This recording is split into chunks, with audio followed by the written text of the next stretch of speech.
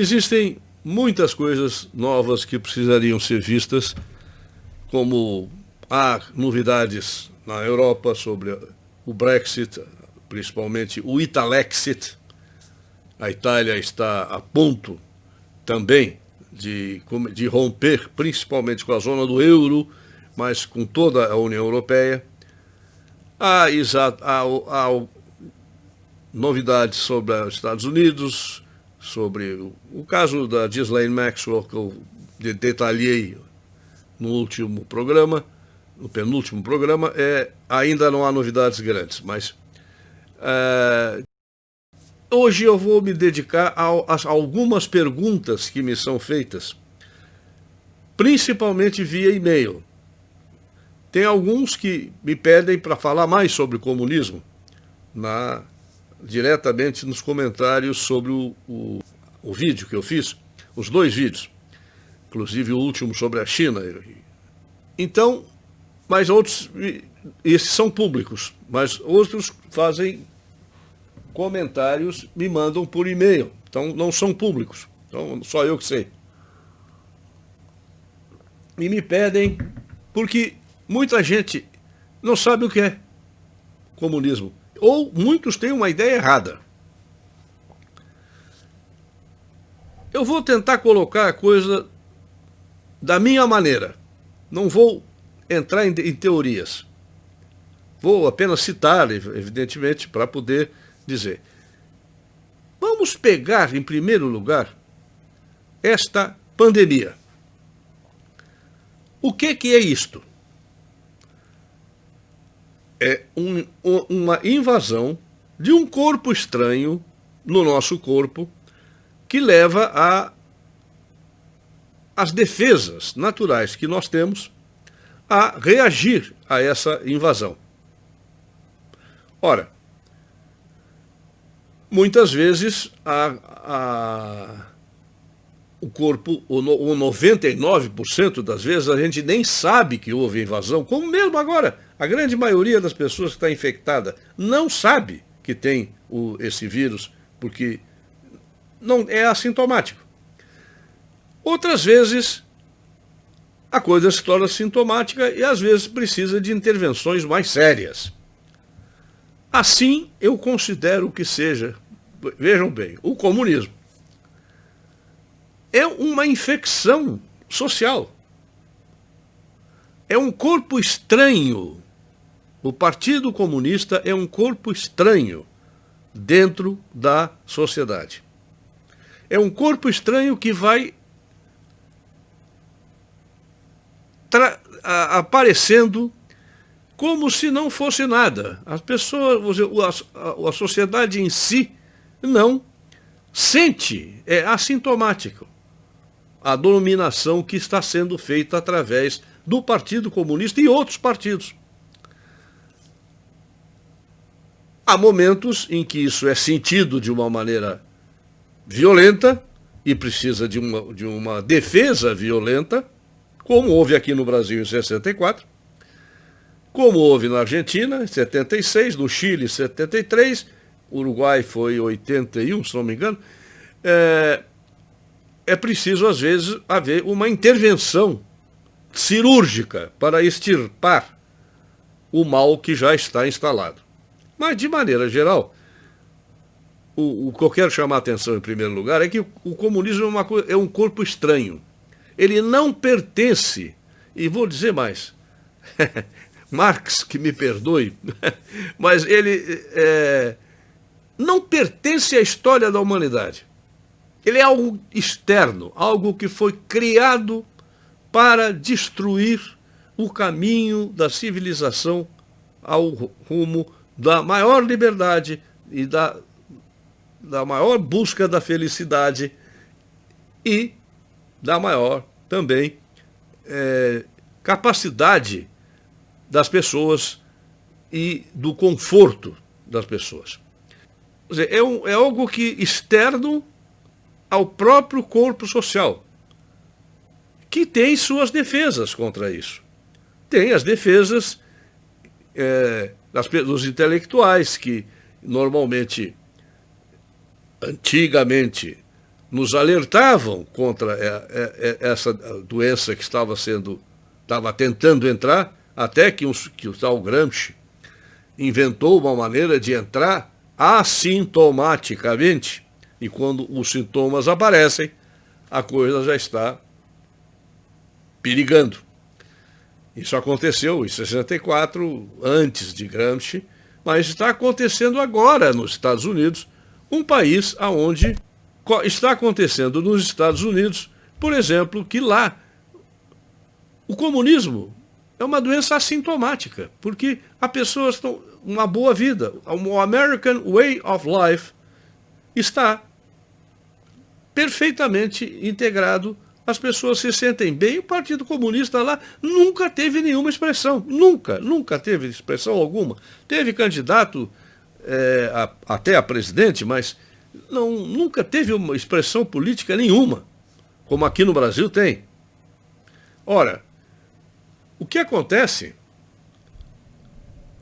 é que eles foram minando exatamente aquele grupo da sociedade que é suscetível a algo que é agora a segunda parte que eu vou falar, que é a utopia. O que é essa utopia? A utopia é algo que Marx inventou. É primeiro item do agitprop, agitação e propaganda. É a primeira propaganda. Você vai vender uma maçã, você não vai dizer que a maçã está podre. A beautiful apple rotten in the inside, uma coisa assim, dizia Shakespeare. Você tem que apresentá-la bonitinha, uma maravilha, dá vontade de comer. Aliás, não é à toa que a maçã está presente em muitas coisas, inclusive na minha mente. Agora, eu podia ter pensado em banana, podia ter pensado em outra coisa qualquer. Até em automóvel, por exemplo. Te dá um carro maravilhoso sem motor. Mas vem a maçã, porque a maçã tem uma certa influência muito grande desde o início da presença do homem na Terra, segundo a Bíblia. Foi a maçã que foi oferecida pela serpente a Eva. Foi, então, o primeiro instrumento de sedução que existiu foi a maçã. A maçã seduziu Eva e Eva, com a maçã, seduziu Adão. Pois a utopia é a parte externa do comunismo. É a parte externa da maçã que é vendida pelas pessoas, é mostrado para ver se as pessoas compram.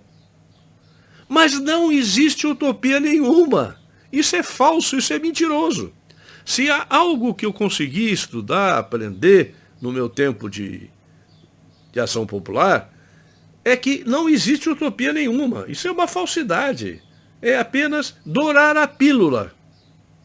Para as pessoas dizerem, essa pílula deve ser boa, eu vou tomar. Está bonitinha, arrumadinha, e dentro tem veneno. Ora, o que é que acontece? As pessoas compram e não sabem o que estão comprando. Acham que estão comprando um mundo melhor, um mundo, como já comentei aqui, um mundo de vagabundagem. A cada um de acordo com a sua necessidade, sem precisar fazer nada. Isso é uma maravilha, é o retorno ao paraíso. Agora, o que é que realmente o comunismo tem para oferecer? Eu estou terminando a revisão e ampliação desse livro, O Eixo do Mal Latino-Americano e a Nova Ordem Mundial, e vou editar uma terceira edição online em breve. Não sei quanto tempo, porque ainda tem que fazer muita coisa e depois tem que editar, limpar, arrumar, fazer um monte de coisa. Mas, então, eu não vou mexer na parte do Eixo do Mal, a não ser atualizar. Então, muitas coisas, estou mexendo muito na parte da Nova Ordem Mundial, que novas informações vão ser colocadas no livro e algumas vão ser retiradas por não estarem fora de contexto no momento. Mas a parte antiga, eu posso até dar uma lidinha sem fazer, vamos dizer, sem dar dicas a respeito do que eu vou botar no livro, de novo. Mas aqui, na página 89, eu coloquei: a verdadeira meta comunista é a nova classe. Sem se saber isto, ocorre-se o risco de ficar andando em círculos. Ao definir a passagem do Estado socialista para o futuro Estado comunista, Marx ressaltou que a diferença fundamental seria passar de um Estado em que imperasse a cada um de acordo com seu trabalho para outro mais desejável, que é a utopia, no qual imperaria a cada um segundo suas necessidades. Enquanto o primeiro inclui necessariamente algum esforço, o segundo acena com um estado de coisas paradisíaco, nirvânico, no qual todos terão suas necessidades atendidas. Isso é a venda da utopia. Acontece que essa utopia ela é realizada, ela já foi realizada. É uma mentira que o comunismo nunca vai se instalar. Ele já se instalou. Porque esta utopia, que é oferecida a todos, é uma mentira para todos, mas conseguiu para a aristocracia comunista. O que eu digo aqui, esse Estado já foi atingido pelos próprios líderes. Marx viveu às custas da sua mulher aristocrática. E depois do Engels, quando acabou a pequena fortuna dela, Engels, que era um homem rico, portanto, não havia razão nenhuma de ser comunista. Lenin nunca teve uma causa, formou-se em direito, teve uma causa, perdeu e nunca mais trabalhou na vida. Foi sustentado no exílio e depois sustentado pelos alemães para fazer o Tratado de Brest-Litovsk e finalmente acabou morrendo sustentado pelo Estado. Zhou Enlai era ex-descendente de riquíssimos mandatários. Fidel foi advogado, só defendeu a ele mesmo. Enfim, a lista é infinita e serve para mostrar que para os mais iguais entre os iguais, Apud, George Orwell, a teoria deu certo. Tá? A utopia estabeleceu-se. O que acontece é que essa luta, conseguiram recriar o Estado aristocrático de parasitas tão indolentes quanto inúteis. Constitui o verdadeiro fim a que se propõe a ideologia e a praxis comunista, a constituição de uma nova classe. Como bem o disse Milovan Djilas, abre aspas, em contraste com as antigas revoluções, a comunista, feita em nome da extinção das classes, resultou na mais completa autoridade de uma nova e única classe. A nova classe se interessa pelo proletariado e pelos pobres apenas na medida em que eles são necessários para o aumento e manutenção da produção. Já Mikhail Sergeyevich Voslinsky escreveu um livro chamado A Nomenclatura. Esse tem, aliás, os dois têm em português. Ele percorreu toda a carreira dentro da União Soviética e ele chamou que para a classe, a nomenclatura, que a propriedade socialista é a propriedade coletiva da nomenclatura. Sua adesão fingida ao coletivismo obrigou-a a adotar a forma coletiva de propriedade. Bruno Rizzi, num livro chamado The Bureaucratization of the World, que é importante, dizia que nas sociedades soviéticas os exploradores não se apropriam da mais-valia diretamente, como faz o capitalista quando embolsa os dividendos da sua empresa. Vê, isso dentro da própria teoria marxista, hein? O cara era marxista. Fazem-no indiretamente através do Estado, que embolsa a mais-valia nacional e a distribui aos seus funcionários. Estão lembrando do que nós estamos passando aqui no Brasil? A quem ou para quem está indo todo o fruto da produção brasileira? Se não para uma casta lá em cima de funcionários inatingíveis. Deputados, senadores, governadores, o executivo e principalmente o judiciário. Quer dizer, o que nós estamos vivendo hoje falta muito pouquinho para ser algo comunista. Mas eu quero chamar a atenção de uma coisa, porque é aí que eu disse que os reacionários que se autodenominam conservadores e os marxistas vão ficar paus da vida comigo, quando eu digo que a constituição de uma nova classe é recriar um Estado aristocrático de parasitas tão indolentes quanto inúteis. E por que eu digo isso? Recriar. E aqui eu vou dizer uma coisa discordante de toda a história oficial. Eu quero chamar a atenção para uma coisa. Esses dias o rapaz escreveu, não sei, no Twitter, que a maneira mais correta de lutar é estudar, estudar, estudar. Sim, concordo. Mas estudar com espírito crítico. Não estudar para decorar o que os outros dizem. Ora, eu estudo história desde o 4º ano ginasial, quando tive aula com um professor que eu já citei várias vezes, Ludwig Czerny, um polonês velho, já falava baixinho, não adotava livro. E eu tive história da Idade Média com ele durante 1 ano e meio. Depois teve outras épocas da história. E ali eu me apaixonei por história. Eu leio história há anos. Agora eu leio com espírito crítico. Então, eu acho que o comunismo, todo mundo diz que o marxismo, o comunismo, o regime comunista, é oriundo da Revolução Francesa. Primeiro, a Revolução Francesa e a Revolução Francesa dos Iluministas. Pois eu acho que sim, porém de um outro ponto de vista. Porque a Revolução Francesa não foi uma revolução. A única revolução que eu conheço até hoje é a americana.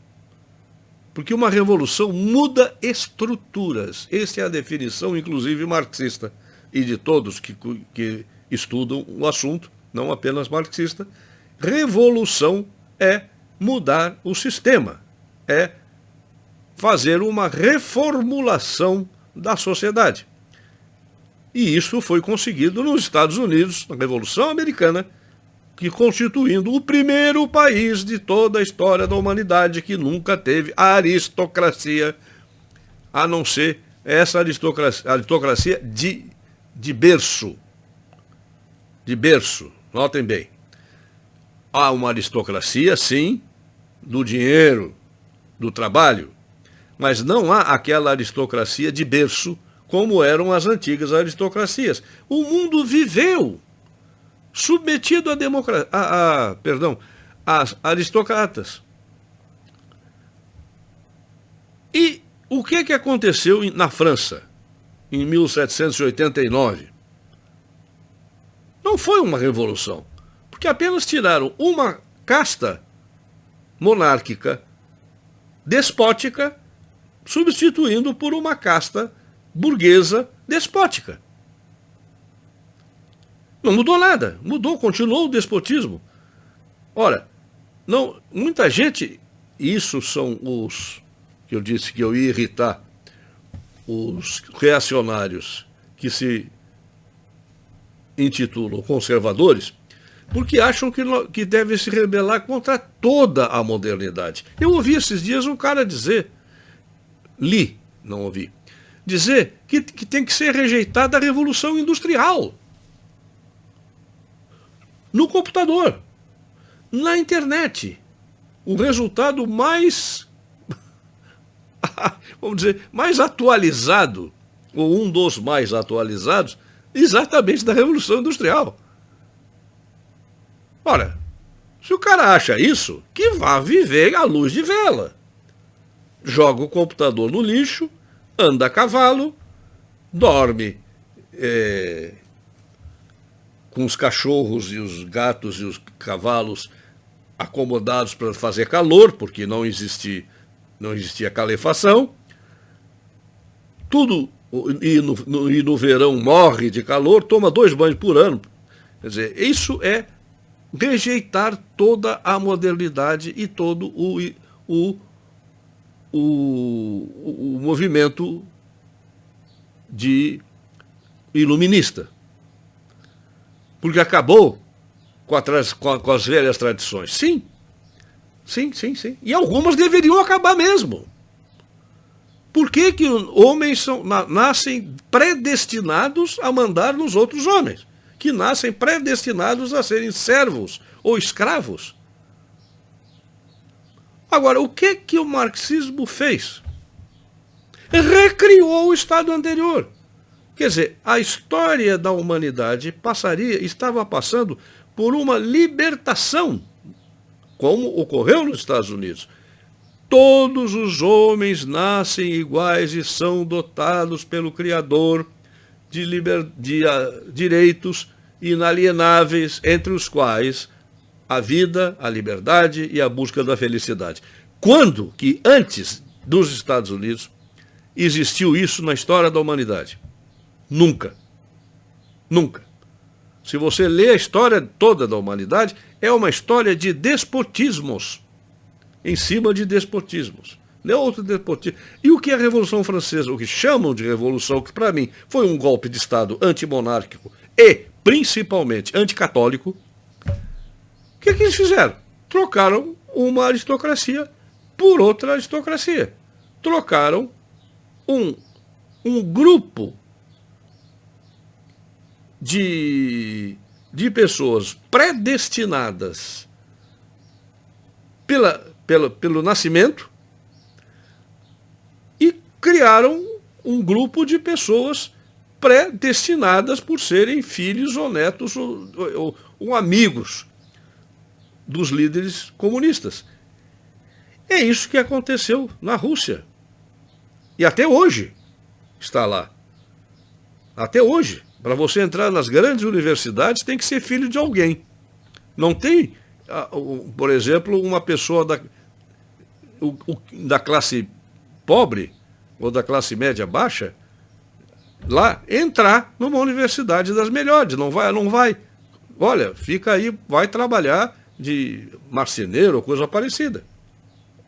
Uma reconstituição das guildas medievais, em que você nascia numa determinada casta e ficava a vida inteira naquilo. O que houve com o iluminismo e com a Revolução Americana é outra coisa. É uma libertação do homem para poder escolher aonde trabalhar, aonde fazer, o que bem entender. Isto é a parte que interessa ser conservada. Por isso, eu creio que conservadorismo é conservar esta mudança radical que houve, que diz que é a liberdade, a vida, a liberdade e a busca da felicidade, cada um por si. E não, o sujeito vai buscar a felicidade não porque ele é filho de um príncipe ou filho de um membro do comitê central do partido. Então, o que houve com o comunismo, com o marxismo, foi a recriação do Estado aristocrático. Eu falei um tempo atrás, aqui falando sobre a China, os princelings, os filhos dos grandes membros, principalmente daqueles que fizeram a nova marcha, a grande marcha de 10 anos. Principalmente aqueles filhos e netos agora, já são os princelings. Já se dá até o nome de príncipe mesmo. Princelings. Por quê? Porque é exatamente, e quando eu digo uma classe uma classe desnecessária, é desnecessária, porque não precisa disso, eles não produzem nada. Agora, tem todos os privilégios que os reis, os príncipes tinham antigamente. E também tem as mesmas mortes internas que existiam naquela época. A grande maioria das mudanças dinásticas da história do mundo ocidental, no mínimo, no mundo oriental também, foram na base de assassinato do monarca atual por outro que tomava o seu lugar, ou de filicídios, patricídios, matricídios, enfim, infanticídios, como fez Ricardo III com sobrinhos. Isso é o que acontece no mundo comunista. É a mesma coisa. Então eu sei que eu estou sendo extremamente radical, no sentido de mudar o que todo mundo diz, que o comunismo é fruto do iluminismo. Não, não é. O comunismo é fruto do obscurantismo que o iluminismo iluminou. Há coisas que devem ser rejeitadas, é o cientificismo, a crença, isto sim, o que o iluminismo criou de ruim, porque nada que existe na Terra, desde que nós existimos, que não tenha uma parte ruim e uma parte boa, ou que não possa se desenvolver para um lado bom ou para um lado ruim. O que foi de péssimo, inclusive, foi a crença. E isto é exatamente anti-iluminista, porque foi recriar, o iluminismo se fez contra o despotismo e o totalitarismo do ensino religioso. Mas o que fizeram? Criaram uma outra religião chamada ciência. E se ciência é religião, não é nada. É uma mentira. Porque a verdadeira religião, o verdadeiro... Aí, bom, eu não vou entrar nesse assunto, porque eu acho que a maioria das pessoas que me ouve é cristã, eu também sou. Eu acho que existe uma verdade, não existem várias. Mas isso é uma coisa que não é insubstituível por uma crença meramente humana na ciência. Então, é isso que levou aos grandes problemas da ciência. Como hoje nós estamos vendo os frutos negativos do iluminismo nas transgêneros, na tentativa de criar seres humanos, na tentativa de ser Deus, de usar a ciência como uma religião, mas uma religião diferente. Porque na religião cristã, não quero ser católica ou protestante, mas na religião cristã, Deus é Deus. Ponto, final. Ninguém vai ser mais. Ponto, não existe. Na religião científica, sim, estão tentando cada vez mais chegar a ser Deus, a criar vida, a criar a inteligência artificial. Dizem que existe. Eu não acredito que aquilo seja inteligência. Aquilo é puramente uma máquina que está repetindo coisas que foi posta lá dentro por um ser inteligente, que é o ser humano. Mas a máquina não é inteligente. Basta desligar e acabou. Não sabe mais nada. Tira um chipzinho lá de dentro, joga no lixo, ela fica uma estátua. Então, esse era o, o recado que eu queria dar, que é uma visão diferente da história, uma visão na qual o comunismo, e desculpem aí os marxistas também não vão gostar, não passa de uma recriação da aristocracia, que dominou a humanidade até começar a haver o iluminismo e o que há de positivo no iluminismo, que não foi rejeitado pela Igreja Católica, não foi rejeitado também pelo protestantismo, não foi. A parte, vamos dizer, positiva do iluminismo, ela foi aceita. E ela é aceita. Agora, existe um outro vídeo pela frente para explicar, então, o que é essa diferença do